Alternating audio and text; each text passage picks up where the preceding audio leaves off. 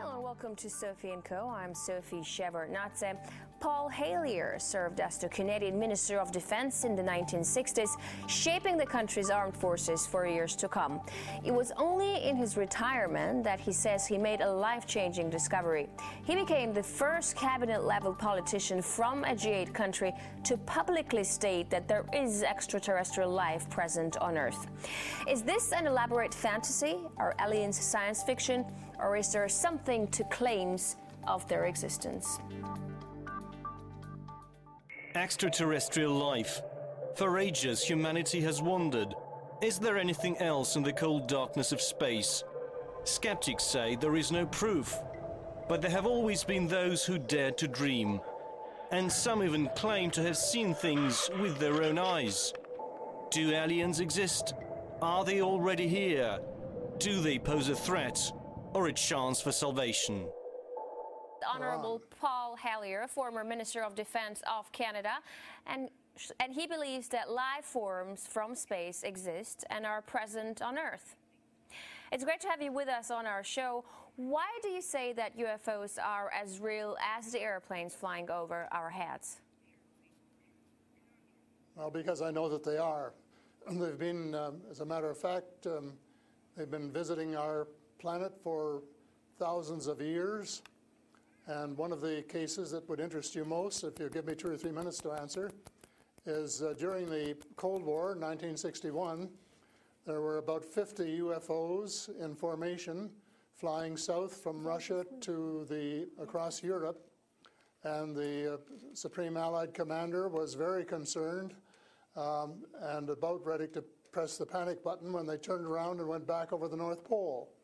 So they decided to do an investigation, and they investigated for 3 years, and they decided that with absolute certainty that 4 different species at least, had been visiting this planet for thousands of years.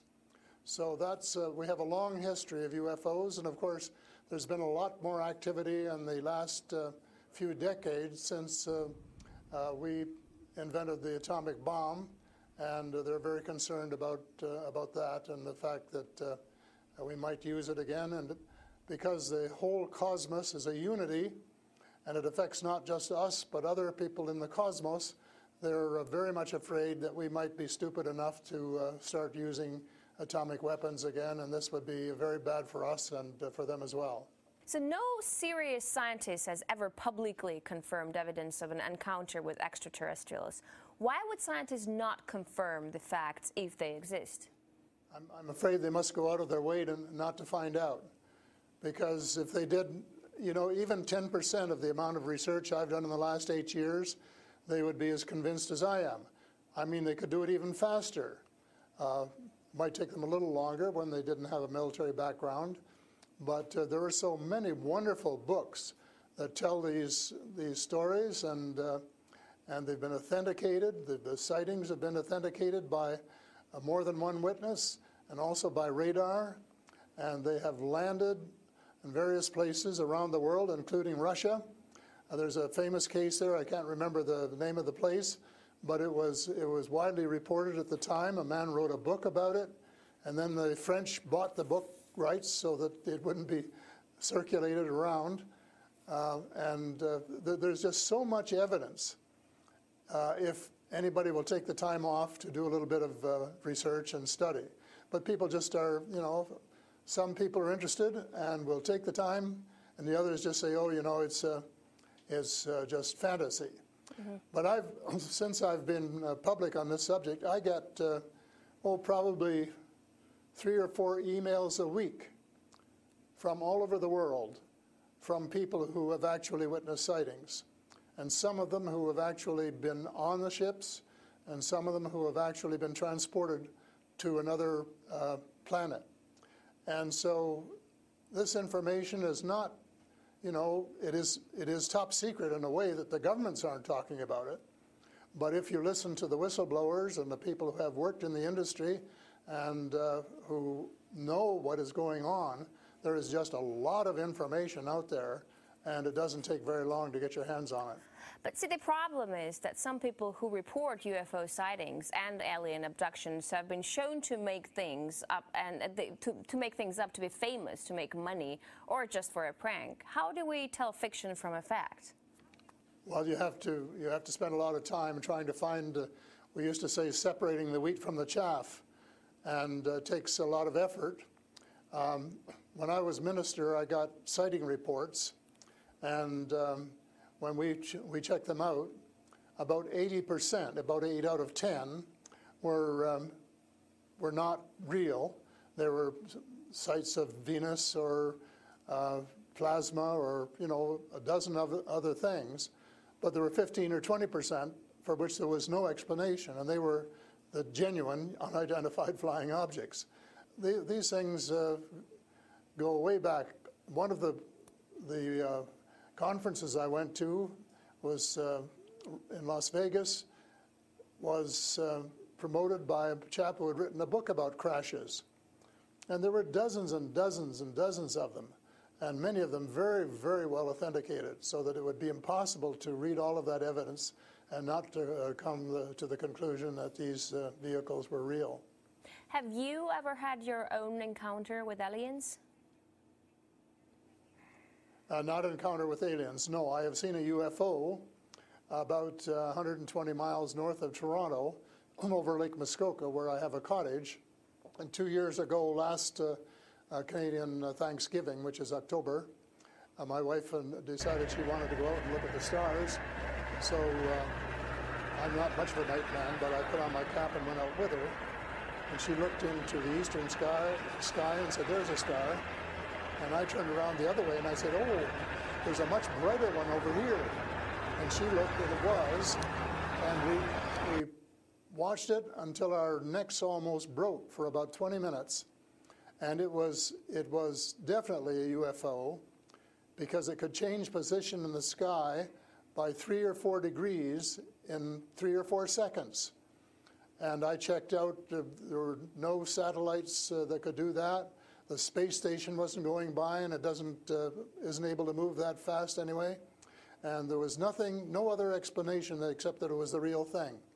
And 2 days later, I went down on the dock, got a comfortable chair, and watched it came back almost to the same spot and entertained me for as long as I could take it. And then I went back to the cottage. But it was very interesting, because it would drop down in the sky, and then it would roar back up, and then it would shift across a few degrees and do a circle and come back at a speed which, just astronomical speeds. As you know, they travel very, very fast. So does it just look like a falling star that falls really quickly and then rises again? What does it look like? Well, it just looked like a star. It just looks like a star. Right. And I don't know if you're a person who has ever read the Bible or not, but I think the Star of Bethlehem is one of God's flying saucers. Mm-hmm. But you also tell me that people write you emails, 3 to 5 emails a week, and they've actually been abducted, or they have encounters with the aliens. Do they actually tell you what these aliens look like? I mean, everyone's interested. How would I know if I see an alien and if he abducts me? Well, the first question you have to ask is, how many species are there? And I used to think there were, between 2 and 12. And Apollo astronaut Edgar Mitchell, who came to Toronto a few years ago and had dinner with us, agreed that it was somewhere between 2 and 12.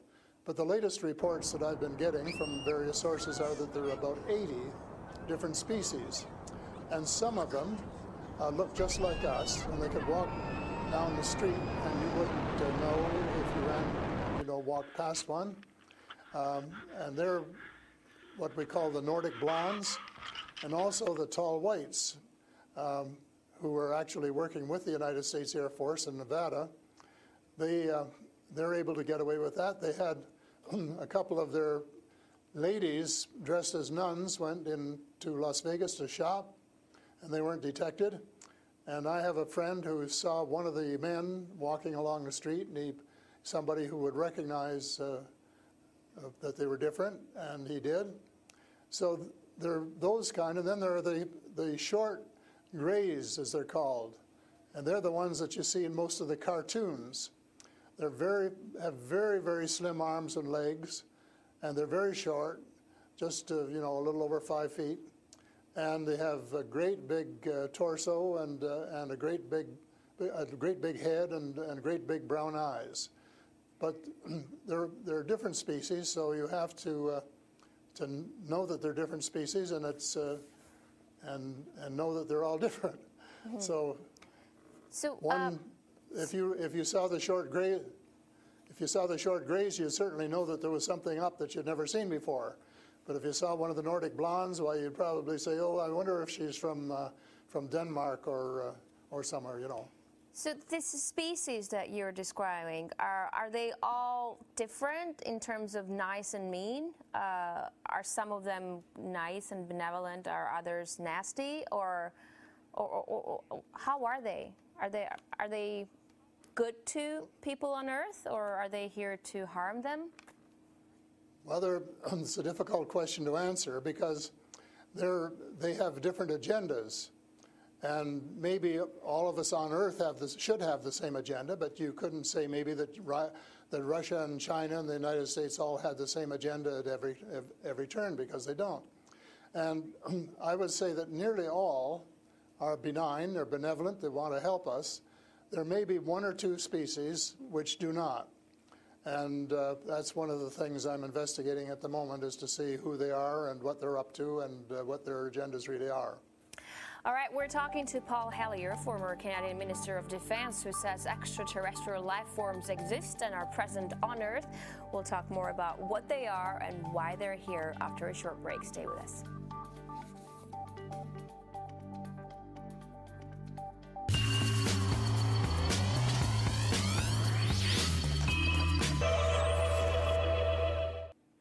And we're back with Paul Hellyer, former Canadian Minister of Defense, to talk about extraterrestrial life forms. Great to have you back.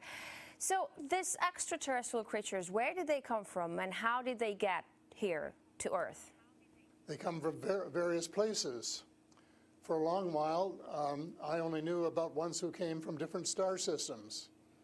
The Pleiades and Reta Reticula and several other star systems, but in the last few months I have met people who have made me aware of that there are some in our star system, and that there are actually extraterrestrials who live on a planet called Andromeda, which is one of the moons of Saturn, and that there are others on Venus and some on Mars, and that they may be interacting between themselves. I suspect that they are, because there is what is called a federation of these people, and they have rules. For example, one of the rules is that they don't interfere in our affairs unless they're invited to.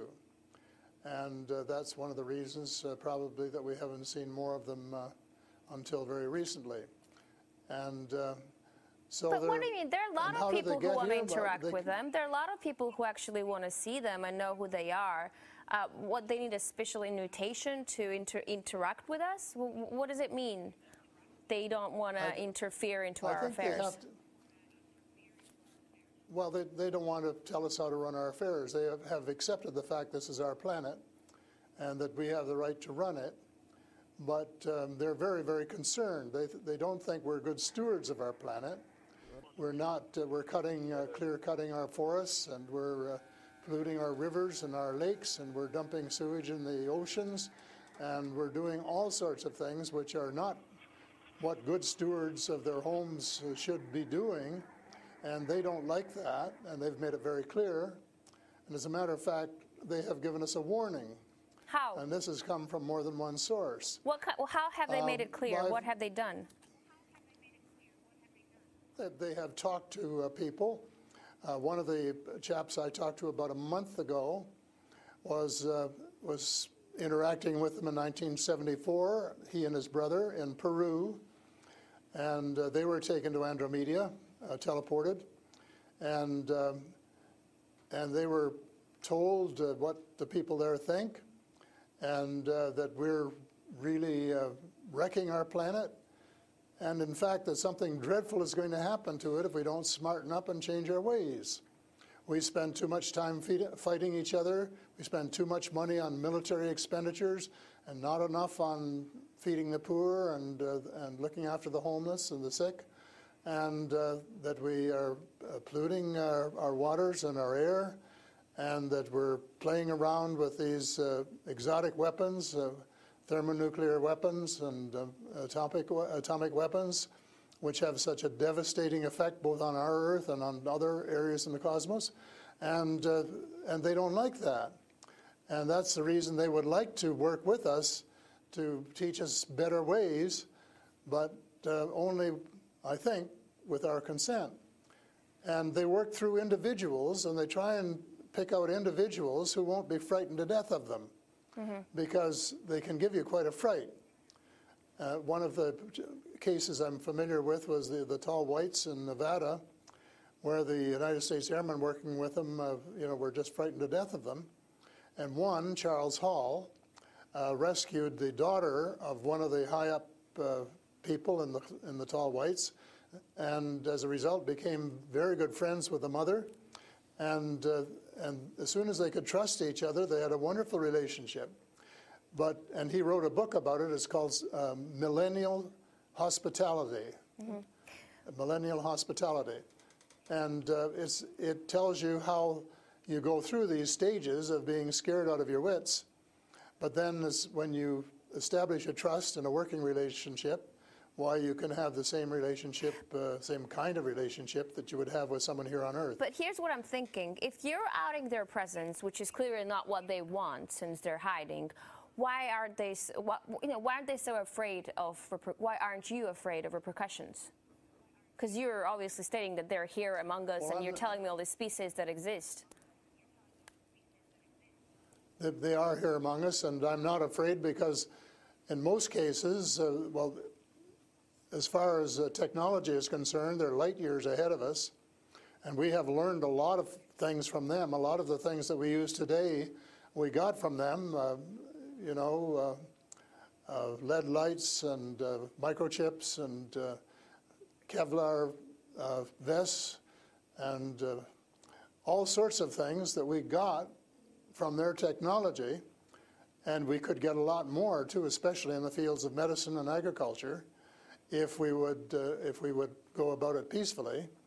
But I think maybe some of our people are more interested in getting their military technology, and I think that's wrong. I think that's wrong-headed, and that's one of the things that we're going to have to change, because we're going to have to work together. Talking about all of us, everywhere on the planet. You mentioned military technology and swapping technologies and barters between aliens and people in American government. I want to ask you, as a former Minister of Defense of Canada, is interstellar war a possibility? Should we be creating a Star Wars force to defend ourselves from possible invasion or something like that? Well, I think it's a possibility, but it's a possibility especially if we shoot down every UFO that comes in our airspace without asking who they are or what they want. And right from the beginning, we started scrambling planes and trying to shoot them down, but their technology was superior enough that we weren't able to get away with it. Certainly not for a long while. And during that period of time, they could have taken us over without any trouble if they'd wanted to. So I think we have to, rather than develop our own Star Wars, Earth Star Wars, to protect ourselves against them, that we should work with the benign species, who are the vast majority, and work together and rely largely on them, of course, and cooperate so that we would be contributing something at the same time. But I don't think there's any point in us developing a galactic force that would tempt us to go out on our own and get into mischief, which is one of the things I think some of them are concerned about. But what do you expect to happen if people start to believe in alien existence on Earth? Because things are definitely going to change. our lives aren't going to be the same anymore. Well, I hope that's the case.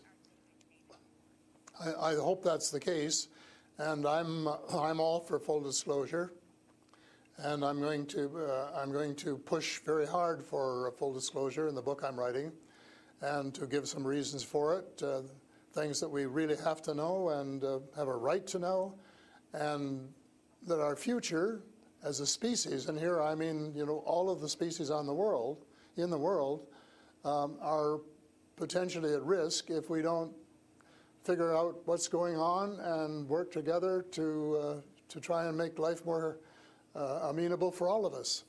But to work with our neighbors from other planets as well. But still, like, I'm thinking to myself, if they've been here for such a long time, as you say, and they're interested in helping humanity, as you say, why is our world such a mess? I mean, if you want to help someone, you just help someone. You don't wait that someone to invite you to help that someone, no?